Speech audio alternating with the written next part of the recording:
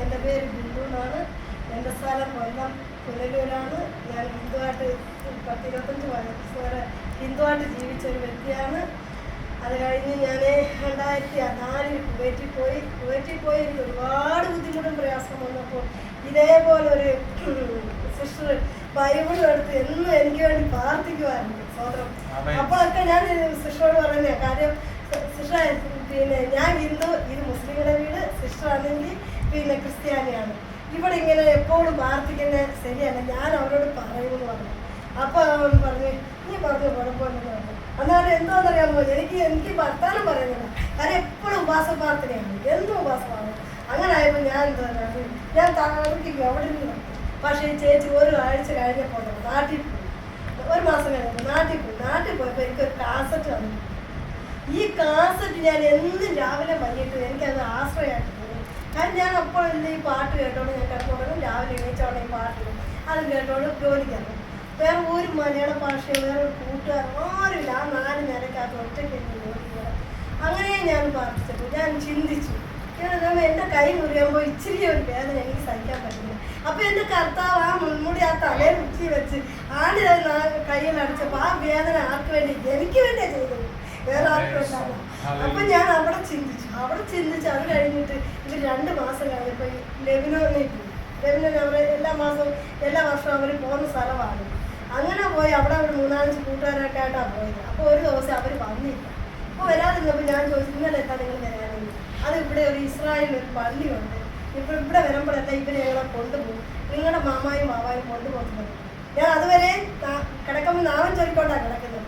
പക്ഷെ ഈ വാക്ക് കേട്ടപ്പോൾ ഞാൻ എന്തോ ആ നാമം ചൊല്ലൊക്കെ അവിടെ നിർത്തിയിട്ട് ഞാൻ യേശുവിനെ വിളിച്ചു, കർത്താവേ എനിക്ക് അറിയത്തില്ല, എങ്ങനെ വിളിക്കണമെന്ന് എനിക്ക് അറിയത്തില്ല, അപ്പനെ എന്നെ പഠിപ്പിച്ചറിയാം. ഈ നിമിഷം തൊട്ട് ഞാൻ അപ്പനെ വിശ്വസിക്കുന്നു. പക്ഷെ നാളെ ഇവരോട് ചോദിക്കുമ്പോൾ എന്നെ ആ പള്ളിയിൽ കൊണ്ടുപോകാനുള്ള ഒരു അവസരം ഒരുക്കണം.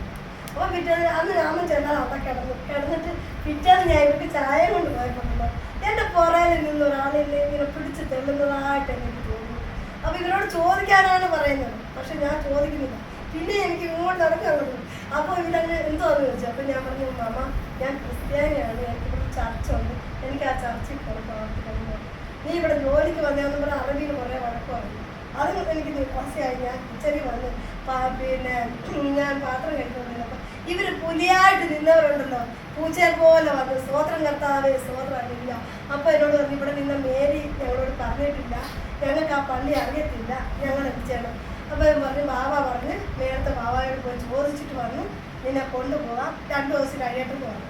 കുറച്ച് കഴിഞ്ഞിട്ട് ഇവർ എന്നോട് പറഞ്ഞു, പെട്ടെന്ന് ജോലിയൊക്കെ ഒതുക്കി നമുക്ക് ഇവിടുന്ന് 2 മണിയാകുമ്പോൾ ഇറങ്ങണം, പിന്നെ അടുത്ത ഒരു രാജ്യമാണ്, വണ്ടി പോകാൻ പറഞ്ഞു. അത് കേട്ടപ്പോൾ ഞാൻ കർത്താവിനോട് കർത്താവ് കൊണ്ടുപോയാലും വേണ്ടില്ല, അവർ സന്തോഷത്തോടെ പറഞ്ഞല്ലോ ആദ്യം കൊണ്ടുപോകും. അങ്ങനെ അന്ന് ഇസ്രായേൽ പള്ളിയിൽ പോയി. എനിക്കറിയാം ആദ്യമായിട്ടാണ് ഞാൻ പള്ളിയുടെ മുന്നിൽ പോയി. അവിടെ ചെന്നിട്ട് ഞാൻ മുമ്പേ ഔഷധാവിൻ്റെ മാതാവിൻ്റെ ഫോട്ടോ ഇങ്ങനെ 4 സൈഡ് വലിയൊരു പള്ളിക്കകത്ത് ഇങ്ങനെ വെച്ചിരുന്നു. ഞാൻ അവരുടെ ഫോട്ടോ എടുത്തു, മാതാവിൻ്റെ മകനെ ഉണ്ടാക്കി തന്നു. അങ്ങനെ നോക്കിയപ്പോൾ വലിയൊരു വഴി എന്ന് പറഞ്ഞാൽ ഒത്തിരി വീതിക്കൊരു ആ പള്ളിക്കകത്തുകൂടെ തന്നെ ഈ അടയ്ക്ക കല്ലടയുടെ മുമ്പിൽ പോകാൻ പറ്റും. അവിടെ ചെന്നപ്പോൾ കുരിശുമേ വലിയ ഞാൻ ആ പാദത്തെ നിന്ന് കൈ വെച്ചിട്ട് ഞാൻ 3/4 മണിക്കൂർ എൻ്റെ ആദ്യത്തെ ഒരു പ്രാർത്ഥനയാണ്. ആ പാദത്തെ കൈ വെച്ച് 3/4 മണിക്കൂർ ഞാൻ പ്രാർത്ഥിച്ചു. ഈ പ്രാർത്ഥന കഴിഞ്ഞു ഇങ്ങോട്ട് വന്നു വരുന്നത് എനിക്ക് ആ നിമിഷം തൊട്ട് മാറ്റം വന്നത്. ഇന്ന് ഈ ബൈബിൾ പഠിച്ച് ഞാൻ നടക്കുന്നെങ്കിൽ അന്നത്തെ ആ പ്രാർത്ഥനയിലാണ്. കാരണം വെച്ചാൽ അത്രമാത്രം ദുഃഖത്തിൽ കഴിഞ്ഞു. നല്ല വസ്ത്രമില്ല, നല്ല ഒരു നേരത്തെ ഫുഡ് എല്ലാവരും എന്നെ ഉപേക്ഷിച്ചു. അന്ന് ഉപേക്ഷിച്ചു. ഒരു പട്ടിണി കണ്ടിട്ടുള്ളൂ, ചക്കക്കൂര് പുഴുങ്ങി തിന്ന് കഴിഞ്ഞ് വെള്ളം കുടിച്ച സമയങ്ങളുണ്ടായിരുന്നു. അത് കഴിഞ്ഞ് ഞാൻ വന്ന വരവിൽ പിന്നെ ഈ അറബിയൊക്കെ പറഞ്ഞിട്ട് ഇവിടുന്ന് പോവാ, എന്തെങ്കിലും സാധനങ്ങൾ വേണമെന്ന് ചോദിച്ചു. കുളിക്കാൻ സോപ്പ് പോലും മേടിച്ച് തരാത്തവരാണ്. അന്ന് എന്നോട് പറഞ്ഞു, എന്തെങ്കിലും സാധനം വേണമെങ്കിൽ ഞങ്ങൾ മേടിച്ച് തരാമെന്ന് പറഞ്ഞു. അപ്പോൾ ഇവർ 2 കവർ നിറച്ച് എനിക്ക് അവിടെ നിന്ന് സാധനങ്ങൾ മേടിച്ച് തരാൻ തുടങ്ങി.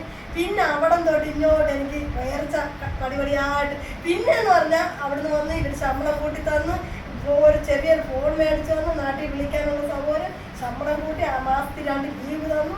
അന്ന് തൊട്ട് ഞാൻ കുവൈറ്റിൽ ഉള്ളപ്പോൾ എല്ലാ മാസവും ചർച്ചയിൽ പോകുമായിരുന്നു. അങ്ങനെ 2021 വരെ ഞാൻ കത്തോലിക്ക പള്ളിയിലാണ് പോയിക്കൊണ്ടിരുന്നത്. അത് കഴിഞ്ഞപ്പോൾ ഞാൻ എൻ്റെ വീട്ടുകാരെല്ലാം പറഞ്ഞു ആ പള്ളിയിൽ പോക്കോ കുഴപ്പമില്ല, ഒരു സമയത്ത് നിന്നെ ഞങ്ങൾ കയ്യിലെടുക്കുമെന്ന് പറഞ്ഞു. പലരും എന്നോട് ചോദിച്ചിട്ടുണ്ട്, ബിന്ദു ഈ പള്ളിയിൽ പോന്ന് മരിച്ചു കഴിഞ്ഞാൽ ബിന്ദുവിൻ്റെ ആളുകൾ ബിന്ദുവിൻ്റെ ജഡം പള്ളിക്ക് വിട്ടു കൊടുക്കുമെന്ന് ചോദിച്ചു. അപ്പോഴും ഞാൻ മറുപടി പറയുന്നത് എന്താണെന്ന് അറിയാമോ, എൻ്റെ ആത്മാവ് പറന്നു പോവാ, എൻ്റെ തടിയാണ്, അത് ഇവരെന്തെങ്കിലും വേണമെങ്കിൽ ചെയ്തോട്ടെ എന്ന് എല്ലാവരോടും ഞാൻ പറയുന്നത്. അത് കഴിഞ്ഞപ്പോൾ ഞാൻ പ്രാർത്ഥിച്ചു.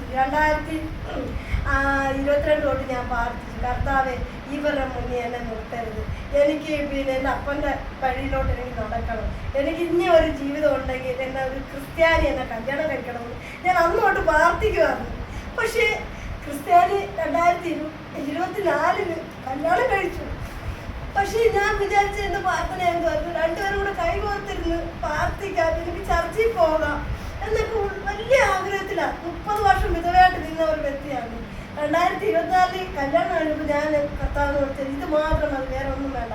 അപ്പോൾ അവരെന്നെ ആലോചനക്കാരെല്ലാം വന്ന് എന്തൊക്കെ വേണമെന്ന് ചോദിച്ചപ്പോൾ ഞാൻ പറഞ്ഞു എനിക്ക് ഒന്നും വേണ്ട, ഒരു ഡിമാൻഡും ഇല്ല, എന്നെ മരിക്കുമ്പോൾ എന്നെ 6 അടി മണ്ണിൽ കൊണ്ട് അടക്കുന്നവരെ എന്നെ നോക്കിയാൽ മാത്രം മതി എന്ന് പറഞ്ഞു.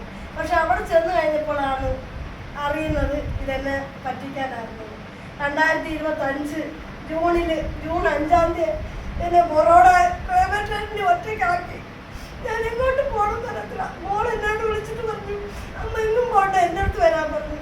ഞാനങ്ങ് നാട്ടിൽ പോകാൻ പറ്റില്ല, കാരണം നാണക്കേടായിപ്പോയി എല്ലാവരുടെ മുന്നിൽ. എല്ലാവരും പറഞ്ഞു ഇന്ന് നിനക്ക് കല്യാണം വേണ്ട, ഒരു വീടുണ്ട്, കൊച്ചിനെ കെട്ടിച്ച് ഒരു ബാധ്യതയില്ല, നിനക്ക് എന്തിനാ കല്യാണം എന്നൊക്കെ ചോദിച്ചപ്പോൾ ഞാൻ പറഞ്ഞു മോൾ ദൂരെയാണ്, വേളാങ്കണ്ണിലാണ് മോളെ കെട്ടിച്ചേക്കുന്നത്, ഇപ്പം നാട്ടിൽ വരില്ല. അപ്പം ഞാൻ പറഞ്ഞു പിള്ളേരുടെ ഇഷ്ടമല്ലയോ എന്ന് ഓർത്ത് ഞാൻ അങ്ങനെ സമ്മതിച്ചു. പക്ഷെ അവിടെ നിന്നെല്ലാം ഞാൻ പറഞ്ഞു. അപ്പോൾ നമ്മൾ ഞാൻ വരുമ്പോൾ 3 ദിവസം ട്രെയിനാതിരുന്നപ്പോൾ ഞാൻ കർത്താവിനോട് ചോദിച്ചു, അപ്പോൾ അന്നി ഞാൻ എന്തോ ചെയ്യണമെന്ന്. എൻ്റെ അപ്പൻ അവിടെ നിന്ന് എന്നെ വിട്ടില്ല. നേരെ 2 ആഴ്ച മോളെ വീട്ടിൽ നിന്നപ്പം സൗദിയിലുള്ള ഒരു കൂട്ടുകാരി എന്നെ വിളിച്ചിട്ട് ചോദിച്ചു എങ്ങനെയുണ്ട് ഈ ജീവിതമൊക്കെ. അപ്പം ഞാൻ പറഞ്ഞു ഞാൻ ഈ കഷ്ടപ്പാടാണ്, ഞാനിനി പോരുന്നു, നീ വിഷമിക്കൊന്നും വേണ്ട, എൻ്റെ ഒരു കൂട്ടുകാരി സാർജയിലുണ്ട്, അവളോടൊന്നും ഞാൻ വിളിച്ച് ചോദിക്കണം, നീ വരുന്നെങ്കിൽ ഗൾഫിൽ വരാൻ പറഞ്ഞു. കാരണം ഞാൻ 2023 ഞാൻ പാസ്പോർട്ട് എടുത്ത് കളഞ്ഞതാ, നീ ഗൾഫ് രാജ്യത്ത് വേണ്ടാന്ന് പറഞ്ഞിട്ട്. അവിടെ വരാൻ പറഞ്ഞപ്പോൾ അവൾ ആദ്യത്തെ ദിവസം അവൾ മടിച്ചു, പറ്റത്തില്ലെന്ന് പറഞ്ഞു. പിന്നെ അവൾക്ക് ഉറക്കം കിട്ടുന്നില്ല. അപ്പോൾ അവൾ ചോദിച്ചു നീ ഇന്നലെ പറഞ്ഞുതരാം, ആ നമ്പർ ഒന്ന് പുള്ളിക്കാരെ നേരത്തിലാണെന്ന് വിളിക്കേണ്ടത്. അപ്പം അവളോട് ചോദിച്ചപ്പോൾ പറഞ്ഞു ആ പുള്ളിക്കാരി നല്ല പ്രാർത്ഥനയാണ്, ചർച്ചിലൊക്കെ പോകുന്ന ആളാണ് എന്നൊക്കെ പറഞ്ഞിട്ട് ഈ പുള്ളിക്കാരിക്ക് ഭയങ്കര അടുപ്പം. അപ്പം എന്നെ വിളിച്ചിട്ട് ചോദിച്ചു. അപ്പം ഞാൻ മുമ്പേ ചോദിച്ച ഒരു കാര്യമാണ്, അവിടെ ചർച്ചുണ്ടോ, പ്രാർത്ഥനയ്ക്ക് കൂട്ടായ്മയ്ക്ക് പോകാൻ പറ്റുമോ, എനിക്ക് അതാണ് മുൻകടലെന്ന് പറഞ്ഞു. അപ്പോൾ ഇവരെന്നോട് പറഞ്ഞു അതൊക്കെ പറ്റുമെന്ന് പറഞ്ഞു. അങ്ങനെ ഞാൻ ഒരാഴ്ച കൊണ്ട് എനിക്ക് വിസയും റെഡിയായി, ടിക്കറ്റും എടുത്ത് 2005 പിന്നെ ജൂലൈ 10-ാം തീയതി ഞാൻ ഇവിടെ വന്നിറങ്ങി. ഇവിടെ വന്നിറങ്ങിയപ്പോഴാണ് ബൊറോഡയിലുള്ളവരെല്ലാം ചിന്തിച്ചു ഭർത്താവെന്ന് വിചാരിച്ച് നാട്ടിൽ പോയി ഞാൻ തേണ്ടി തിരിഞ്ഞ് അങ്ങോട്ടും ഇങ്ങോട്ട് നടക്കുന്നു. പക്ഷെ എൻ്റെ കർത്താവ് എന്നെ നടത്തിച്ചില്ല. അന്നോട്ട് ഈ നിമിഷം വരെ ഒരു ആഴ്ച പോലും മുടക്കാതെ ഞാൻ ചർച്ച ആരാധനയ്ക്ക് പോകുന്നുണ്ട്. ഇവിടെ വന്നാൽ ഞാൻ സ്ഥാനപ്പെട്ടിട്ട് ഇപ്പം 6-7 മാസമായി. അന്ന് 10 പവൻ സ്വർണ്ണം ഇട്ടുകൊണ്ടാണ് ഞാൻ വന്നത്. ആ സ്വർണ്ണം ഇപ്പോൾ ഞാൻ എൻ്റെ ബാഗിനകത്ത് വെച്ചുകൊണ്ടാണ് വന്നത്. എനിക്ക് നമുക്ക് സ്വർണ്ണം എന്തിനാണ്? കാര്യം നമ്മുടെ മനുഷ്യരെല്ലാം തള്ളിക്കളയും, മക്കൾ തള്ളിക്കളയും, കൂടപ്പുറത്ത് തള്ളിക്കളയും, എല്ലാവരും തള്ളിക്കളയും. പക്ഷെ തള്ളിക്കളയാതെ നമ്മുടെ അപ്പൻ നമ്മുടെ കൂടെ ഉണ്ട്, നമ്മൾക്ക് നിത്യ ഒരു ഭവനം അവിടെ ഒരുക്കിയിട്ടുണ്ട്. അതുകൊണ്ട് ഈ ഭൂമി നമുക്ക് നിമിഷ നേരത്തെ ജീവിതം മാത്രമേ ഉള്ളൂ. ഒരാളെങ്കിലും എന്നെ എൻ്റെ അപ്പൻ 38-ന്ന് പിടിച്ച് കൈവരുത്തി ഒക്കെയെങ്കിൽ എന്നെപ്പോലെ ഒരുപാട് മക്കളുണ്ട് ദൈവത്തെ അറിയാത്തവരെ. എനിക്ക് എനിക്ക് ജോലിയോ അല്ലെ ഒന്നും വേണ്ട, പക്ഷെ റൂമാടോ കൊടുക്കാൻ എന്തെങ്കിലും ഒരു ചെറിയ ജോലി വേണം, അത് മാത്രമേ. പക്ഷെ ഒന്നാമത് ഞാൻ കൊടുക്കുന്നത് എന്തുവാ, എനിക്ക് ഈ പ്രാർത്ഥനയ്ക്ക് പോക്കും ആരാധനയ്ക്ക് പോക്കും, ഇതാണ് ഒന്നാമത് ഞാൻ കൊടുക്കുന്നത്. രണ്ടാമത് ജോലി എൻ്റെ അത് അപ്പൻ ഇവിടെ കൊണ്ടുവന്നിട്ടുണ്ടെങ്കിൽ എനിക്ക് തരുമെന്നുള്ള വിശ്വാസം എനിക്കുണ്ട്. പക്ഷേ ഒരിക്കലും എനിക്കിപ്പോഴും ഞാൻ ആരോട് ചോദിച്ചാൽ ഞാൻ എൻ്റെ വാക്കുകൾ ആരെങ്കിലും എന്താണ് വിശേഷം എന്ന് നോക്കുമ്പോൾ ഞാൻ ഉടനെ എൻ്റെ സാക്ഷ്യങ്ങൾ അവരെ പറഞ്ഞു കേൾപ്പിക്കുന്നത്. എവിടെ പോയാലും മുമ്പേ ഞാൻ അതാണ്. കാരണം എൻ്റെ കർത്താവ് അത്രമാത്രം എന്നെ ബലപ്പെടുത്തി സത്യപ്പെടുത്തി. ഞാൻ ഒരു ക്ലാസ് പോലും ഞാൻ പഠിച്ചിട്ടില്ല, പക്ഷെ ഞാൻ പ്രാർത്ഥിക്കുന്ന സമയത്ത് ഈ ബൈബിൾ എഴുതി ഇങ്ങനെ വെക്കും, ഇങ്ങനെ വെച്ച് ഞാൻ പ്രാർത്ഥിക്കുമ്പോൾ എല്ലാവരും ബലപ്പെടുത്തി തരും. ഞാൻ ഇങ്ങനെ നിന്നിട്ടില്ല, എനിക്ക് ആരോട് എന്താ പറയണമെന്ന് അറിയത്തില്ല. എവിടെ പോണെങ്കിലും ഞാൻ എൻ്റെ അപ്പനോട് പറയും, അപ്പം മുമ്പ് നടക്ക്, ഞാൻ കുറേ വരാവുന്നു. ആ പറയുന്ന സ്ഥലത്ത് എൻ്റെ അപ്പം കൊണ്ട് നിർത്തും. എനിക്ക് ആ ഒരൊറ്റ വിശ്വാസം ഇപ്പോഴും ഞാൻ പറയുന്നത് അപ്പന്റെ വഴിയിലാണ് ഞാൻ നടക്കുന്നത്. എനിക്ക് ഈ ഭൂമിയിൽ എനിക്ക് ഒന്നും വേണ്ട, ഒന്നും ആവശ്യമില്ല. എനിക്ക് അപ്പന്റെ സ്നേഹം മാത്രം മതി. എന്നെ പോലെ അപ്പൻ ഒരുപാട് മക്കളെ അപ്പന്റെ വിലക്ക് അത്തി ഇനി കുറച്ച് നാളത്തെ ഇതേ ഉള്ളൂ. നമ്മൾ കാത്തിരിക്കുവാണ്. അതിനു മുമ്പ് തന്നെ നമുക്ക് ഒരുപാട് മക്കളെ വിത്ത് വിതച്ചു കൊടുക്കണം. കൊയ്യേണ്ട അപ്പ ആളുകൾ ആ സമയത്ത് കാട്ടുന്നത്. എനിക്ക് ആ ഒറ്റ ഒരു ഇതേ ഉള്ളൂ. എല്ലാവരും നിങ്ങളെല്ലാവരും രാഷ്ട്രീയം ഈ എല്ലാവരും എൻ്റെ ഒപ്പം നിന്ന് എവിടെ പ്രാർത്ഥന ഉണ്ടെങ്കിലും എന്നെ ഉൾക്കൊള്ളണം. ഞാൻ നിങ്ങളുടെ ഒപ്പം വരും. എനിക്ക് അത് മാത്രമേ ഉള്ളൂ. ഇതാണ് എൻ്റെ സാഹചര്യം. എനിക്ക് ഒരു മോളാണ്. മോളെ കെട്ടിച്ച് മോൾക്ക് 2 കുട്ടികളുണ്ട്. അവരവരുടെ പാട് നോക്കുന്നു. എന്നോട് ഇപ്പോഴും പറയുന്നുണ്ട്, അമ്മച്ചിയുടെ കാര്യം നോക്കാം. അവർ എങ്ങനെയായാലും അമ്മച്ചിക്ക് ചർച്ചയിൽ പോകണം പൊക്കോ.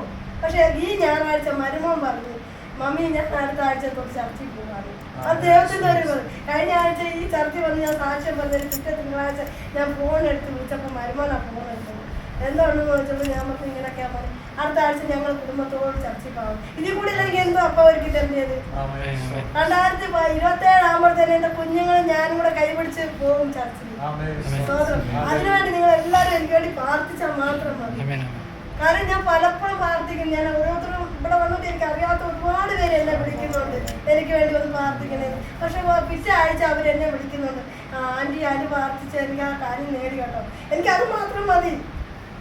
എനിക്കൊന്നും അറിയത്തില്ല. ഇത്രയൊക്കെ സംസാരിക്കാൻ പോലും എൻ്റെ അപ്പം പഠിപ്പിച്ചതാണ്. അല്ലാതെ എനിക്കൊന്നും അറിയത്തില്ല. അപ്പൊ എൻ്റെ ആളുകളെല്ലാം എന്നെ ഒറ്റപ്പെടുത്തി. ഇപ്പൊ എനിക്ക് ആരുമില്ല. എല്ലാവർക്കും നാട്ടിൽ എല്ലാവരും വിളിക്കും, കൂടെ പുറപ്പോട് വിളിക്കും, ബന്ധുക്കളെല്ലാം വിളിക്കും. പക്ഷെ എനിക്ക് ആരും എന്നെ വിളിക്കത്തില്ല. മോള് മാത്രം വിളിക്കും. എനിക്ക് അതല്ല, എന്നെ മനുഷ്യൻ എന്തിനാ, കൂടപ്പുറം എന്തിനാ? ആരെങ്കിലും വരുമോ? 6 മണി കൊണ്ട് വെക്കുന്നവരെങ്കിലും എത്തും. അതിനപ്പുറത്ത് തരത്തില്ലല്ലോ. അതിനപ്പുറം വരെ നമ്മുടെ കൂടെ നിത്യം വാങ്ങിച്ചു തന്നെ ആരാന്ന് പറയുമ്പോ നമ്മുടെ അപ്പനാണ്. അപ്പൊ നമ്മുടെ അപ്പന്റെ വേലയാണ്, നമ്മുടെ വിത്താണ് ഇത്. ഈ വിത്ത് വിതയ്ക്കുക, നമ്മുടെ അപ്പൻ കൂടെ വരുക. എനിക്ക് അത്രയും മാത്രമേ ഉള്ളൂ. ഇതാണ് സാക്ഷ്യങ്ങൾ. നിങ്ങൾ എല്ലായിടത്തും എന്നെ എവിടെ പ്രാർത്ഥന ഉണ്ടോ എന്നെ വിളിക്കുക, ഞാനും നിങ്ങളുടെ ഒപ്പം വരും. നമുക്ക് ഒരാളെങ്കിലും ഒരാത്മാവിനെങ്കിലും നമ്മുടെ അപ്പനോട് ചേർത്ത് നോക്കണം. അതാണ് വേണ്ടത്. അതാണ് എന്റെ വാർത്ത. ഇത്രയും ഉള്ളു കേട്ടോ.